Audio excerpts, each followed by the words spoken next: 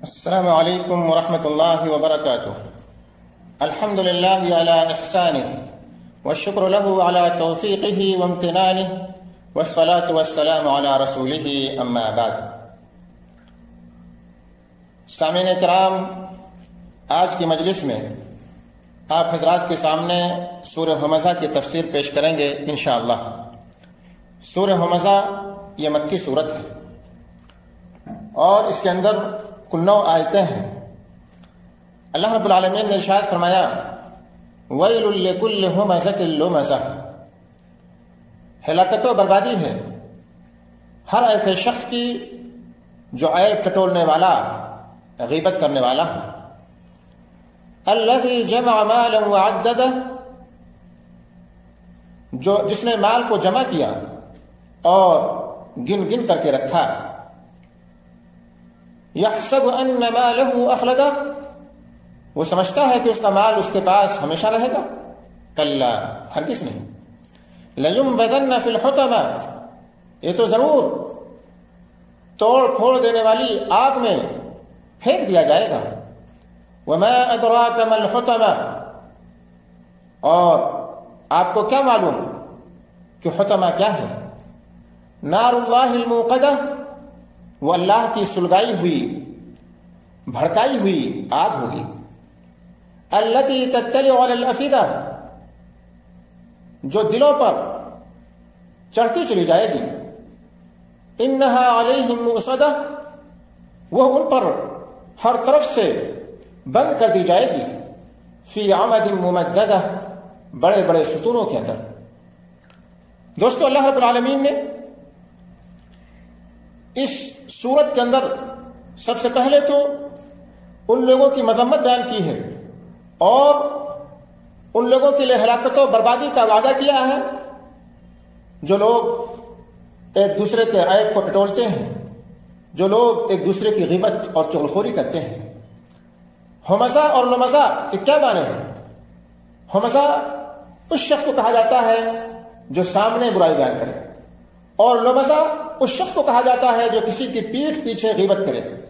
اور بعض لوگ اس کے معنی بالکل اس کے برعکس بتاتے ہیں، اور بعض لوگ کہتے ہیں کہ ہمزہ اس شخص کو کہا جاتا ہے جو آنکھوں کے اشاروں سے کسی کی برائی بیان کرتا ہے، اور اسی طرح سے آنکھوں اور ہاتھوں کے اشارے سے جو کسی کی برائی بیان کرتا ہے اس کو ہمزہ کہتے ہیں، اور لمزہ اس کو کہا جاتا ہے جو زبان سے کسی کی برائی بیان کرتا ہے۔ اللہ نے فرمایا ویل لکل ہمزۃ لمزہ، ویل ہے، ویل کے 2 معنی مفہوم ہیں۔ ایک بعض علماء نے کہا ہے کہ ویل جہنم کے اندر ایک وادی کا نام ہے، اور بعض لوگوں نے کہا مراد یہاں ہلاکت و بربادی ہے۔ کس کے لیے ہلاکت و بربادی ہے؟ الذی جمع مالا وعددہ، جس نے مال کو اس دنیا کے اندر گن گن کر کے رکھا، سینک سینک کر کے رکھا، شمار کر کر کے رکھا، اور اسے اللہ رب العالمین کے راستے میں خرچ نہیں کیا۔ دوستو، مال اکٹھا کرنا یہ مذموم نہیں ہے، مال اکٹھا کرنا جائز اور درست ہے، لیکن اگر اس مال کو اللہ رب العالمین کے راستے میں خرچ نہ کیا جائے اور ساتھ ہی ساتھ اس کا زکوٰۃ نہ ادا کیا جائے تو وہ مال انسان کے لیے ہلاکت کا سبب اور اس کی بربادی کا سبب بن جاتا ہے۔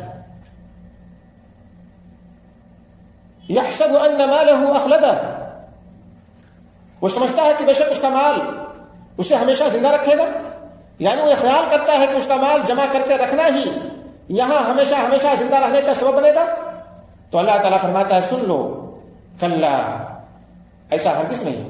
یعنی جس طرح سے اس کا الزام اور گمان ہے کہ اس طرح سے مال اگر ہم اکٹھا کر لیں تو مال اکٹھا کرنے کی وجہ سے اس کے عمر میں اضافہ ہو جائے گا، اس کو مرنے نہیں دے گا، تو یہ اس کا غلط گمان ہے۔ کلا، ہرگز نہیں، بلکہ قال یمزن فی الحطمہ، یقیناً وہ ضرور حطمہ میں پھینکا جائے گا۔ یعنی یہ شخص جو مال جمع کرتا ہے اور گن گن کر کے رکھتا ہے، اس کا زکوٰۃ نہیں ادا کرتا ہے، اللہ رب العالمین کے راستے میں اس کو خرچ نہیں کرتا ہے، اسے ایک دن ضرور حطمہ میں پھینک دیا جائے گا۔ اور حطمہ جہنم کے ناموں میں سے ایک نام ہے، اور بعض لوگوں نے کہا جہنم کی آگ کے اسماء میں سے ایک صفت ہے، کیونکہ یہ ہر اس چیز کو توڑ پھوڑ دیتی ہے جو اس میں داخل ہوتی ہے، جو اس میں پھینکا جاتا ہے۔ اسی لیے اللہ تعالیٰ نے فرمایا وما ادراک ما الحطمہ، اور آپ کو کیا معلوم کہ حطمہ کیا ہے؟ نار اللہ الموقدہ، وہ اللہ کی بھڑکائی ہوئی آگ ہے جو دلوں تک پہنچے گی۔ امام ثابت بنانی رحمۃ اللہ علیہ فرماتے ہیں کہ وہ آگ انہیں دلوں تک جلا دے گی حالانکہ وہ زندہ ہوں گے۔ دوستو ویسے آپ سبھی جانتے ہیں کہ دنیا کے اندر کی جو آگ ہوتی ہے وہ ہر چیز کو جلا ڈالتی ہے، لیکن دنیا کے اندر کی جو آگ ہوتی ہے یہ دلوں تک نہیں پہنچ پاتی ہے، بلکہ دلوں تک پہنچنے سے پہلے ہی انسان کی موت واقع ہو جاتی ہے۔ لیکن جہنم کے اندر ایسا نہیں ہوگا، بلکہ وہ آگ دلوں تک بھی پہنچ جائے گی اور موت بھی نہیں واقع ہوگی۔ ان کی خواہش بھی ہوگی، آرزو بھی ہوگی کہ کاش کی موت آ جائے، لیکن اس کے باوجود بھی موت نہیں آنے والی ہے۔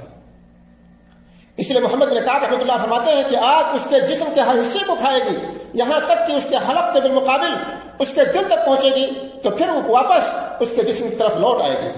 انہا علیہم موصدہ، وہ ان پر ہر طرف سے بند کر دی جائے گی، یعنی جہنم کے دروازے اور راستے بند کر دیے جائیں گے تاکہ کوئی باہر نہ نکل سکے، اور انہیں لوہے کی میخوں کے ساتھ باندھ دیا جائے گا فی عمد ممددہ، جو لمبے لمبے ستونوں کی طرح ہوں گے۔ اور بعض علماء کرام نے عمد سے مراد بیڑیاں یا توپ لی ہیں، اور بعض مفسرین نے کہا کہ ان کے نزدیک یہ ستون ہیں جس کے اندر انہیں باندھا جائے گا اور اس کے اندر انہیں عذاب کیا جائے گا۔ تو دوستو حضرت عبداللہ بن عباس رضی اللہ تعالیٰ عنہما بیان فرماتے ہیں کہ اللہ تعالیٰ انہیں لمبے لمبے ستونوں میں داخل کر دے گا، ان کی گردنوں میں توق اور سلاسل ہوں گے، اور پھر جہنم کے دروازوں کو بند کر دیا جائے گا۔ اس صورت کریمہ، اس صورت سے ہمیں اور آپ کو یہ سبق ملتا ہے کہ ایک مسلمان کو ہمیشہ اپنے مسلمان بھائی کی غیبت سے بچنا چاہیے، اور اسی طرح سے اس کو حقیر نہیں سمجھنا چاہیے۔ ایک مسلمان کو چغلخور نہیں ہونا چاہیے، اور کسی کی بھی پیٹھ پیچھے برائی نہیں بیان کرنی چاہیے۔ غیبت کسے کہتے ہیں؟ ذکر کا اخاک بما یکرہ، جو بھائی آپ کی اپنے بارے میں سننا نہ چاہتا ہو اس کے بارے میں یا اس کو اس طرح سے یاد کرنا۔ یہاں تک کہ بعض مفسرین نے لکھا ہے اگر کسی انسان کے پاس کوئی سامان ہے، مثال کے طور پر کوئی گاڑی ہے، اور گاڑی وہ آپ کو پسند نہیں ہے، یا گاڑی میں کوئی خرابی ہے، اور وہ آدمی نہیں پسند کرتا ہے کہ آپ کسی کے سامنے کہیں یار اس کی گاڑی بہت خراب ہے یا بہت بیکار گاڑی ہے، تو اس طرح کی بات کرنا بھی کہا غیبت میں شامل ہے۔ نبی اکرم صلی اللہ علیہ وسلم سے غیبت کے بارے میں پوچھا گیا کہ غیبت کسے کہتے ہیں، تو کہا ذکر کا اخاک بما یکرہ، اپنے بھائی کو ان القاب سے یا ان کے اس عیب سے یاد کرنا جس کو ناپسند کرتا ہے۔ صحابہ کرام میں سے کسی نے پوچھا افرأیت ان کان فی اخی ما اقول، اگر میرے بھائی کے اندر وہ برائی موجود ہے جو میں کہہ رہا ہوں، آپ صلی اللہ علیہ وسلم نے ارشاد فرمایا اگر وہ برائی موجود ہے جو تم کہہ رہے ہو تبھی تو غیبت ہے، اور اگر نہیں موجود ہے اس کے باوجود بھی کہہ رہے ہو تو یہ بہتان تراشی ہے۔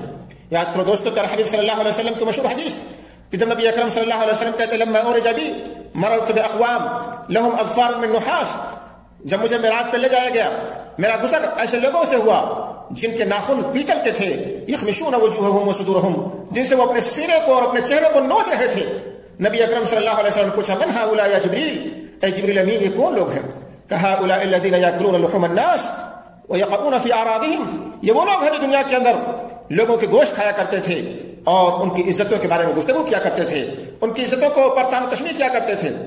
اسی طرح سے دوستو دوسرا جو سبق ہمیں اور آپ کو ملتا ہے کہ ہمیں کوشش کرنی چاہیے کہ اگر کوئی آدمی کسی اپنے مسلمان بھائی کسی مسلمان کی غیبت کر رہا ہو تو اپنی استطاعت کے مطابق اس کو روکے اور اسی طرح سے اس کی حفاظت فرمائے، کیونکہ نبی اکرم صلی اللہ علیہ وسلم نے ارشاد فرمایا من حما مومنا من منافق، کہ جس نے اپنے کسی مومن کی حفاظت کی کسی منافق سے تو اللہ رب العالمین قیامت کے دن بعث اللہ ملکا، اللہ رب العالمین ایک فرشتہ بھیجے گا جو یحمی لحمہ یوم القیامہ من نار جہنم، کہ جو اس کے گوشت کو قیامت کے دن جہنم کی آگ سے بچائے گا۔